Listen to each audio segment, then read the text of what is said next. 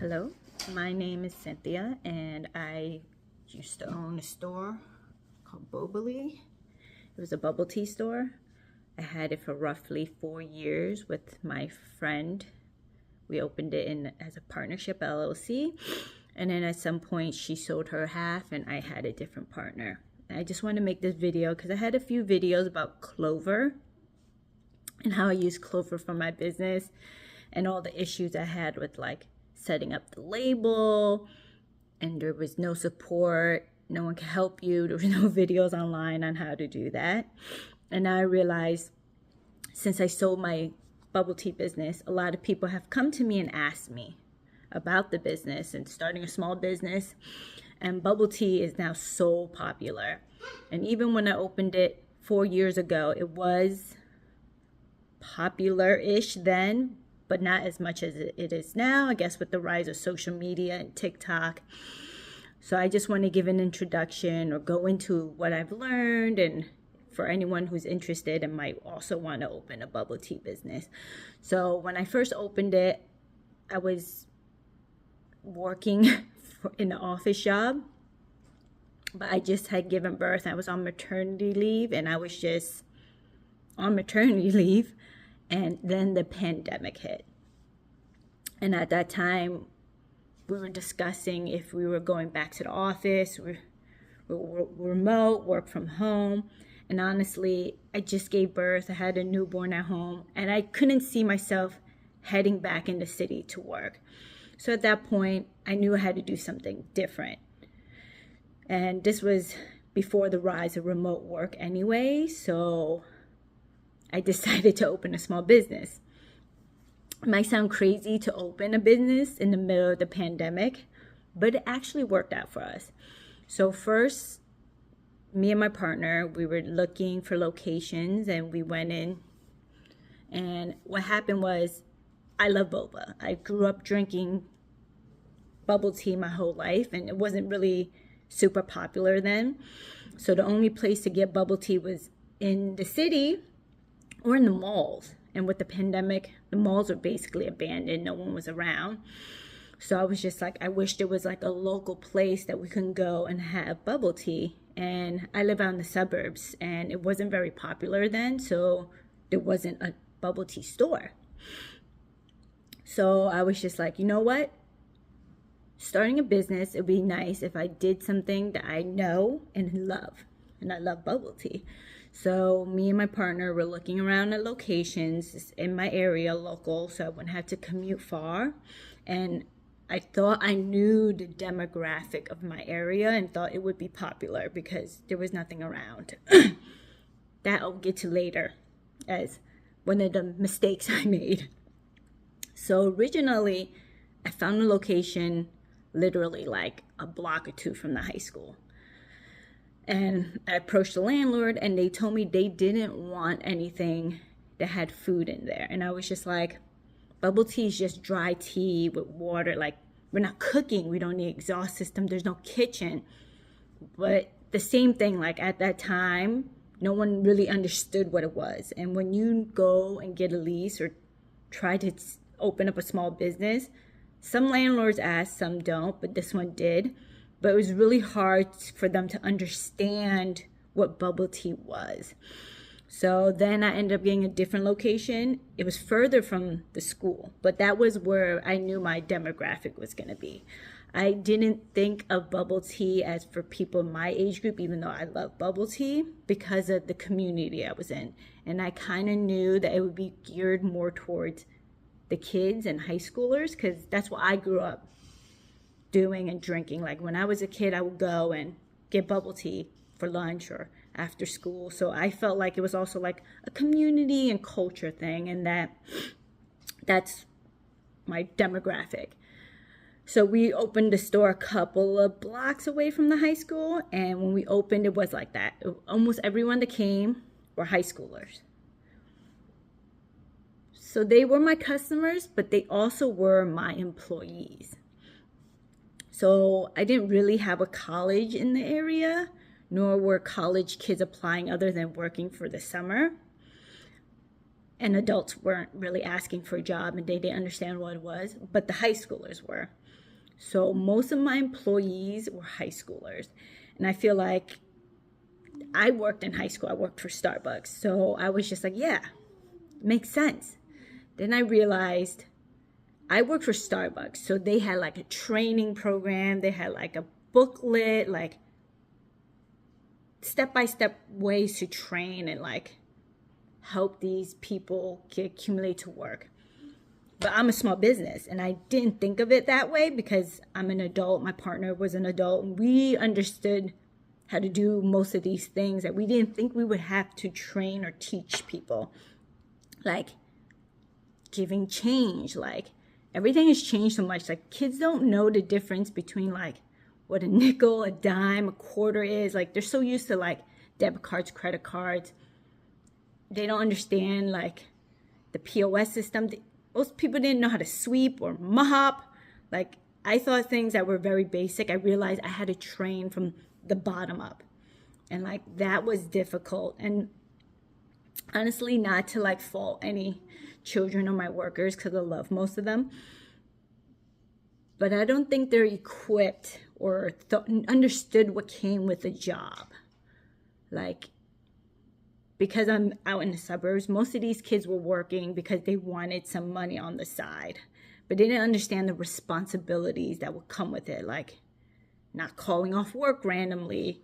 Like telling me when they need time off or when they're sick. Like in their life, like last second to be like, oh, I made plans. And I'm like, you said you were going to work.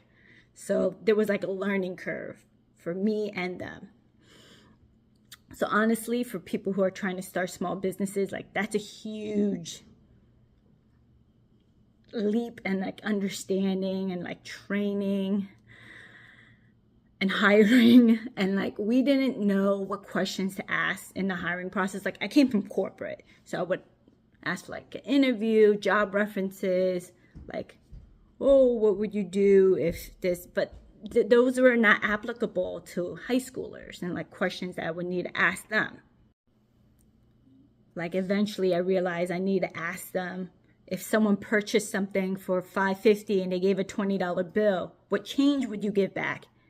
Because then I would gauge if they were even capable of doing that. Like I finally learned and like understood what to do instead of just saying, oh, you need a job? Great. Like spending lots of time training people to then realize that they don't understand the responsibilities that's going to come with this job and then starting all over was really rough.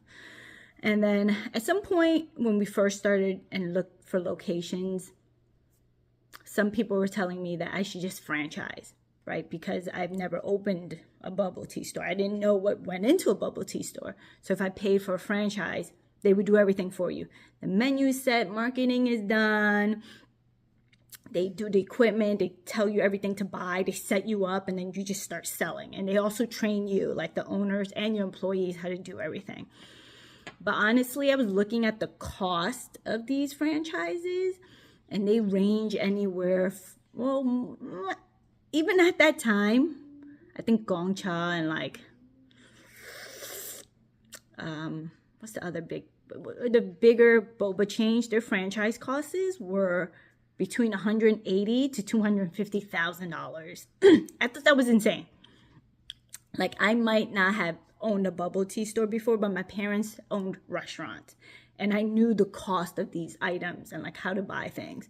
So honestly, me and my partner, all in, even with like the lease, the down payment, all the equipment, construction, materials, and like tapioca tea and like stuff like that, even our cups, we pre-ordered that all in. I think it was only like 50 grand-ish to start it up.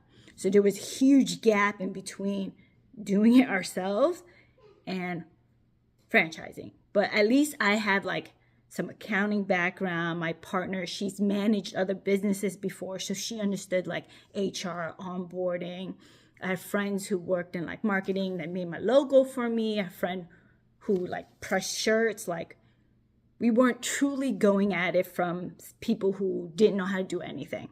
Like we at least had the framework. So we we figured it'd be way cheaper to just do it ourselves and do a franchise. And honestly, I'm glad we did it that way, because a lot of these franchises, they have set menus and they also do seasonal items, but you cannot deviate from them.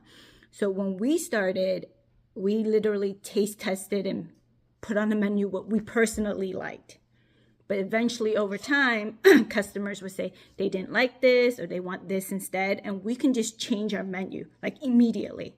We can say, oh, people think that Thai tea is popular. Okay, let's add that to our menu. People don't really like red bean or grass jelly. They're more niche, like Asian flavors that people don't understand. We just removed it. We're not trapped buying that stuff and keeping that menu. So it was nice to not do a franchise model, but I do understand that they would have made things probably easier for us. Would have helped me with the training, the hiring, all this other back end stuff, and probably with the marketing. So my other problem was like explaining or marketing to the community. So like the children kind of already knew what bubble tea was, so they would come. But reaching the adults was harder because they would come and go, what is this? I go, it's a dessert drink. It's like a frappuccino almost, or like a refresher from Starbucks. It's really hard. And like tapioca, if you've never had it before, it's like chewy. But some people just drink and swallow it. And I'm just like, no, it's an experience. You need to chew it. And like, I felt like I didn't understand in the very beginning how much education was going to be needed for the community to understand that part of it. So honestly, looking back, I probably would not have opened in my location. There's like a parking problem, visibility issue. We were further from the high school, which was our core demographic. And even then, like, I love my landlord. He was the best, but unfortunately he passed, and then someone else took over. And at that time, that's when I learned that even though the lease I signed was a very common lease, there were some parts of it that were more landlord friendly than tenant friendly. But my past landlord, he didn't give me any issues. He pretty much downloaded a lease agreement from Google, and it was a very standard one, maybe not for my state, but just like standard base. And I just signed it. And we never argued about anything. He never gave me pushback. He would help me. Honestly, he was the best landlord. And we never fought about anything. But once I got this new landlord, that's when I learned, it was like, that's not what the lease says. That's not what the lease said. And I'm just like, I never had this issue before with the past landlord. Like, well, why? Like, what's happening? And he's just like, well, you shouldn't have signed this lease. And I was like, wow, like if I could go back, that's one of the things I would really do. Honestly, I had a lawyer look over my lease and they were like, this is a standard lease. But now that I've owned multiple businesses and gone through multiple lease agreements, I realized I should have negotiated and changed a lot of those things. And honestly, that standard lease has some things that were not legal for the state I was in. And I just didn't even double check that, because I'm not even originally from the state. So things you should think about or look into that. I guess we'll get to the part most people care about opening a business, a bubble tea business. It's about the money, right? So honestly, within the first 6 months, me and my partner, we were there all the time. Like when you open a small business, be prepared to like sink all your time, your whole life into it. And because we were both working and we were both there 24/7 the first couple of months, we actually made back everything. Like basically all the money we put in, we made it back the first couple of months. And it was new, and like when something new opens, a lot of people are willing to come and try. And the real important part is keeping those customers, keeping them coming back. And like the high schoolers were coming back, but the real problem is that they would graduate and leave. So after those first couple of months, we thought, okay, since we did this well the first year, by the second year, we'll double that. See, that's not like how realistic things are. Now looking back, we didn't realize that like when you're in a small community, like if 10% of people came, you're not probably going to get 10% more unless you somehow reach them. And I wasn't thinking that. I always assumed it would be more like word of mouth.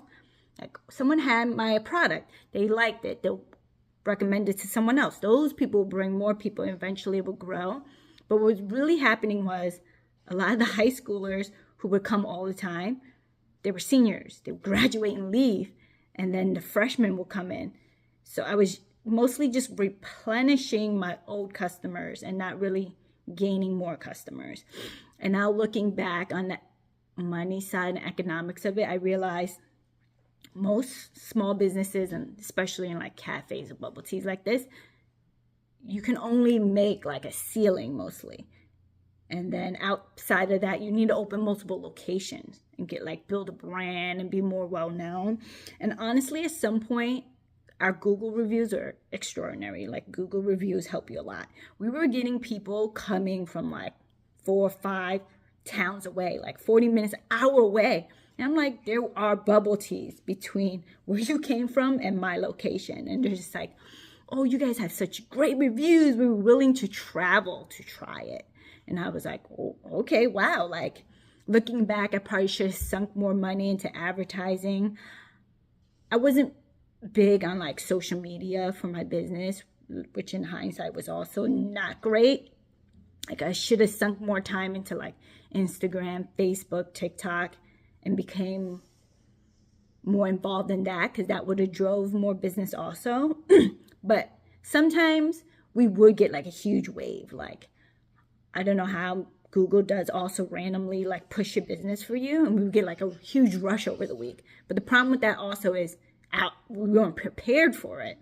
So if you just get 3 times the customers randomly 1 week later, you're not prepared. You don't have the staff on hand. You don't have people ready to serve these people. And now normally we train our workers from the second order is placed, that order should be out in the customer's hand within 2 minutes. So when you have 3 times the amount of customers, we cannot hold them to that time frame anymore. So at some point, people were waiting like 10, 15, 20 minutes for a drink, which is kind of crazy, because even at Starbucks, like who's standing around waiting that long? So honestly, there's good and bad. We're getting that fluctuation, but really you had to just be prepared for that. Like I really shouldn't have worked as much and had more staff on hand, and then just come and be prepared to jump in whenever it got busy. So then that's the other part. Like owning a small business, I assumed I would have like more freedom, which I did, because instead of working like a 9 to 5, and you get set vacation time, and like, God forbid your kids get sick or this and that, I had more flexibility because I got to make my own schedule. But at the same time, with making your own schedule, if your employees called off, they got sick, someone has to work. And if your other employees, you got to work. You as the owner must work. So I felt like I gained time, but also lost time. Like sometimes there's an emergency, the door is open, so something didn't lock properly. It could be midnight, it could be 1 a.m. I get an alert, I have to go. Like you also gain time, but lost time, because now you also are always on call, and your business must come first. So honestly, overall, I definitely made money from my business. But I basically, if I worked a 9 to 5, I would have made the same amount. So I really just bought myself a job. And most businesses break even point is in 3 years. We broke even in the first year. So then after that, it was just money working for myself. But then I moved, and I didn't want to commute to do that. So I sold my business to my other partners, and they're just handling it now. And honestly, I still question, like, do I want to do this again? Am I going to open another small business?